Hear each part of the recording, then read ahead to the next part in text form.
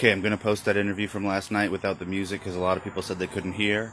I want to add that I reached out to Joe this morning because a lot of people, I did notice that she did have an accent. I just assumed that it was Makaxi, the language of the Seminole. I don't know. I guess some of them I would assume learned it first. A lot of people said it sounded like Spanish.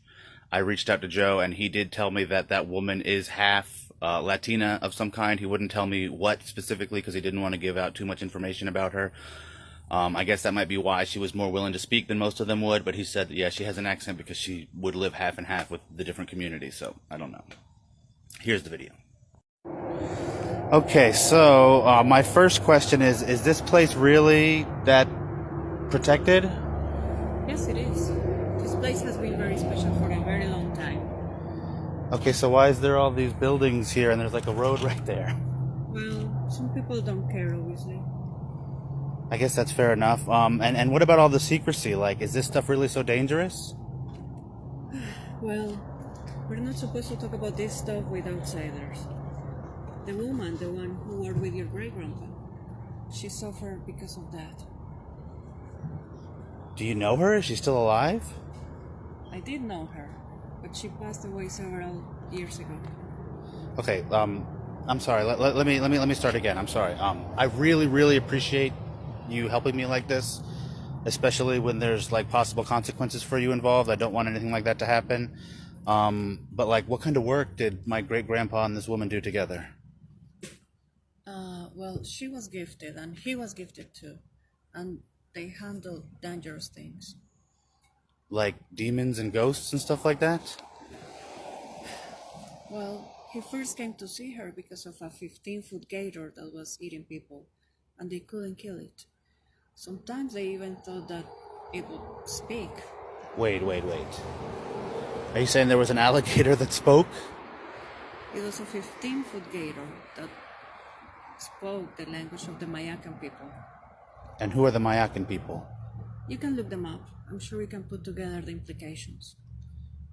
Okay, that's really incredible. Did they ever work together again? Yeah, later he returned the favor. When we were dealing with these little weird people that came with your ancestors, we didn't know what to do about it, so she contacted your great-grandpa and he helped. That's really this is really awesome and incredible information you're giving me. I can't tell you how much I appreciate it. Well, I can't help you anymore, so don't contact me again, okay? Okay. Okay, not feeling super great today, and I'm going to try to be quick. Obviously, what that woman told me is just shocking, and, I don't know what I can believe, or, with everything going on here, it's hard to say anything's impossible, but, I've done some research. I looked into the Mayaca people. I'm just going to post up a quick screenshot from Wikipedia, and basically they were a native indigenous tribe here in Florida in this area. Seems like the last of them was wiped out in the late 1700s. Here's a little article.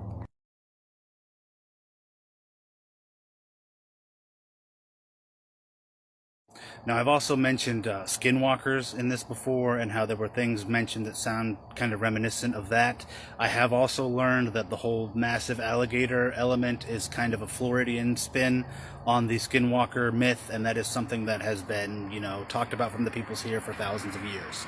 I did also find, and maybe some of you have heard about this massive 13-foot alligator captured recently with thousands of year-old artifacts in their belly. So, maybe he just ate them, but I don't know. At this point, I don't know. I'm just going to show you a screenshot of that article, too.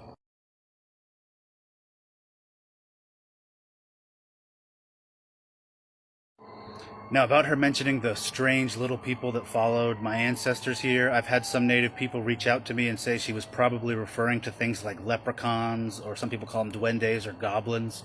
The belief seems to be that those spiritual entities, whatever you want to call them, followed the European settlers here, and the native people, when they got here, at first at least, didn't really know what to do about them because they had never experienced them before. So that seems to be what she was referring to.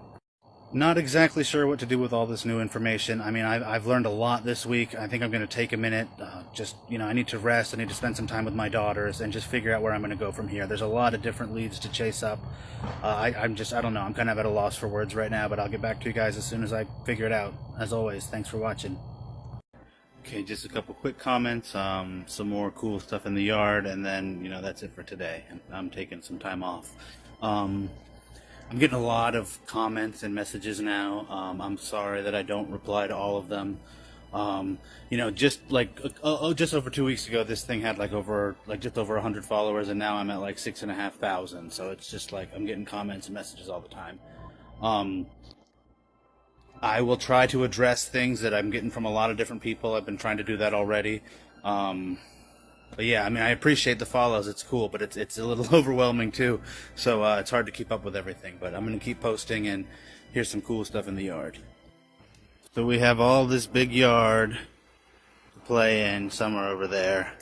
But what Melissa does out here, basically, is just sit right here on this step and play with dirt. And that is at least one of my grandma's pots from out here, so that's kind of cool, I guess. But yeah, all she wants to do is play in the dirt. Here are some of those butterflies. I don't know how well you can see them, but we got a bunch of them around here. So another one over here.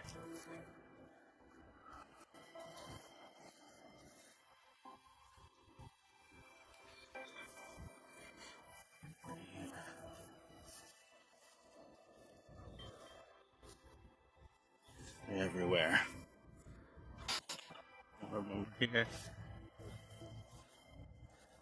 Other lizards or something moving in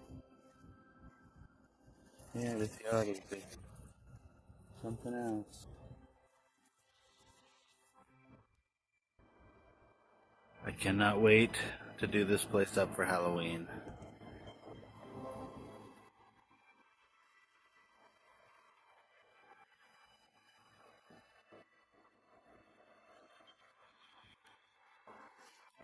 It's been a while since I've done a recap, and a lot has happened since then, and I've learned a lot. So I'm going to go ahead and try to do a quick rundown of everything that I've found out so far.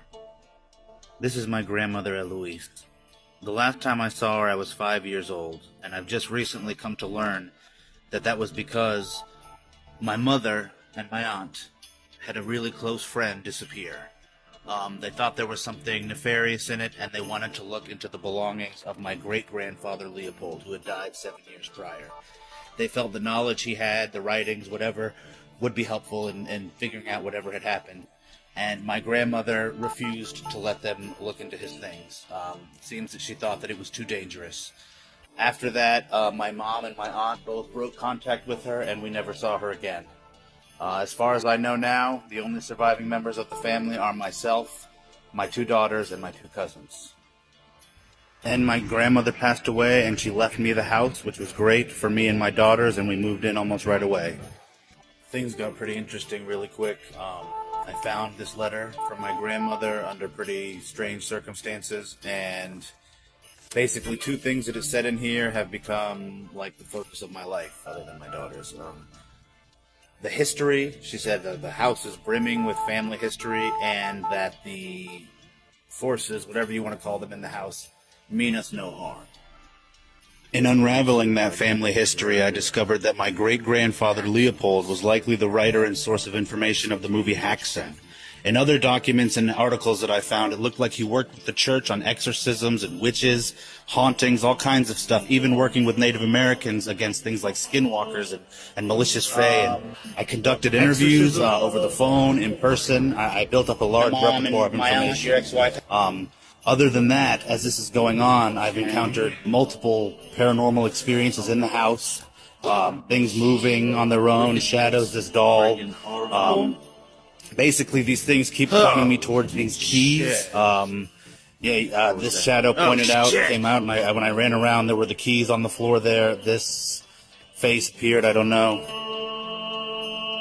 I, along with many of my followers, believe that these keys are related to a trunk referenced in his letters from the 1920s that he received down from his own grandfather that was the source of all of his information about all these crazy supernatural subjects.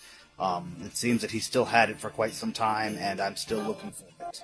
I plan to go under the house just as soon as I can find a way through this gate that's rusted to the foundation of the house. So with that and a couple weird dreams about the last time I stayed here as a child, you are all caught up on what's been going on with this crazy mystery. stay tuned and I'll keep you guys updated. Something that crosses your mind, but you don't say it out loud because if you did, people would think you're crazy. I'm about 95% sure that my great-grandfather and several generations of my family going back before that were monster hunters. I know that sounds crazy. My followers maybe won't be surprised to hear it, but I've never articulated it as such because of how crazy it sounds. But based on what I've found after inheriting my grandmother's house, which was my great-grandfather's house before that, it literally is something like the Winchesters from Supernatural or the Belmonts from Castlevania. It's like, I don't know. It's terrifying, but also really cool. So you should check out my page. I've been researching this really hard for about a month. I found all kinds of stuff. Articles, interviews, madness. It's still ongoing, so go check it out. Couple of small updates. I had that dream again. I recorded it just after I woke up. I will go ahead and put that in here. And also Frogette update. So let me show you. Okay, I just woke up and I had that dream again. It was way different this time. Still basically the same memory, but my grandmother was like super happy to see me. Like, I mean, she was always happy to see me, but it was much more exaggerated than it had been in the actual memory. And when she brought me over, when I came over, and before I said she was holding the picture of my great-grandfather, he was there. He was like standing kind of behind her to the side, in a similar space to where the picture had been held before. And instead of being like, yeah, this is a picture of my father's, this is my father. And he's just standing there smiling politely. I don't know. A lot of people have been asking if I think that the face that I captured in the laundry room was him. I'm not sure. In this dream and in the one photo I have of him, he just looks like, an old white guy with short white hair. And that's kind of what it looked like in the laundry room, but I don't fucking know. This stuff is weird. Okay, so in the dream and the memory, I walked in here and she was sitting right in this chair. And like I said, in the actual memory, she was looking through, at the time I couldn't tell if it was papers or photos. From the dreams, I think it was photos. In the second version, she just lifted up the photo to show me. In the version I just had, basically like standing right here behind her was my great-grandfather. And like I said, in that memory, he was already 7 years dead. So take from that whatever you will. Frogette has gone on the lam once again. This is where I had put her in the window, and she has disappeared. So that's just kind of like her, so not a really big deal. I'm sure she'll show up again soon. I will close out saying that I am going to get a medium to come by the house. I've been looking into different ones that are semi-local, and like people have been telling me, researching them to make sure that they're legitimate. So I will keep you guys updated about that as well. I'm going to have them, whoever I choose, come out to the house and, maybe we can get a couple more answers. I figured I'd already done my post for the day, but then I was going to take Melissa to play out in the front yard and this happened. Come on, what are you doing? Hey, come on. Come on, it's okay. We're just going to come on. We're just going outside, come on. Why are you covering your eyes? Do you see something? Are you okay? I don't want to make you go. You seeing something? I know this is super weird. Okay, I'm not going to make her go. That's enough.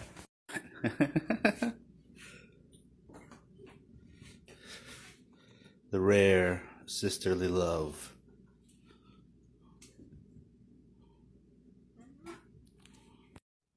We're going to try to go outside another route with Salo, too, to maybe make it easier. Oh, Melissa!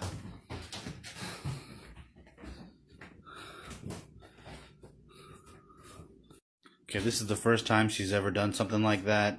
She didn't seem like horrified, but I don't really feel good about her seeming to be so bothered by it, like that she wants to run away and cover her eyes. It is also right in the same area where I saw the shadow, right by the laundry room where I saw that face, and the kitchen is right there where the chair moved. It's all focused here, like in the center part of the house. This part that runs around the center of it. I don't know, the elevated section at least. So I'm really thinking underneath here is something. So I took my first full day off in a while yesterday. That's pretty easy to do when not really anything is happening. Um, Frogette has not shown back up yet. Melissa has not been spooked by anything else, which is great. She did wake up from like 4 to 6 last night, refusing to go back to sleep, so we do have a little bit of beef. But other than that, mostly it has been nothing. There was one kind of strange thing that happened today, and I will share that with you now. As I was going through some papers that I found in my grandmother's room, anything I find now I really like comb through for details. I found scribbled in the corner, Megan the Medium. It had a phone number written right next to it, so I don't want to show that because I don't really know how to like fuzz it out. But I'm definitely going to call her, and that's kind of like a shocking coincidence. So, it's just another thing that feels kind of eerie to me. I'm really not looking for somebody who's big on like social media or YouTube or even TV. I don't want somebody who's looking for clout. I know I share a lot of videos on here, but about myself, my life, I'm really private. You might notice I don't really talk about anything about myself that's not at least semi-related to all this. So somebody small time is good, and that's kind of a major endorsement from my grandmother. So we'll see. I'm gonna check her out. We'll see. A lot of people are asking if Summer, the dog, has been reacting or weird about anything. In the house, she really has not. She's been cool. She barks sometimes. At night, she gets a little crazy to go in the backyard and bark like wild, but, I assume that's like raccoons or possums or something. That could be anything. So it doesn't really seem like anything to me. Yeah, she's just cool. A lot of you have also been saying that I should put cameras or audio recorders or whatever kind of things to capture evidence throughout the house, and the truth is that other than my grandma's, what's left of her life insurance, some residual income I have from previous work, and maybe I can start selling stuff here, but I don't really have a lot of money to spare. I'm not going to ask you guys ever to give me money on like Venmo or Cash App or anything like that. I do have a short story up on Amazon. The link's in my bio. It's called Into the Troll Den. It's based on a fairy tale my grandma told me when I was really little. It's just a cool, Viking, berserker, monster, horror story. So you should check it out. It's pretty cool. Link in my bio, like I said. Here's the cover.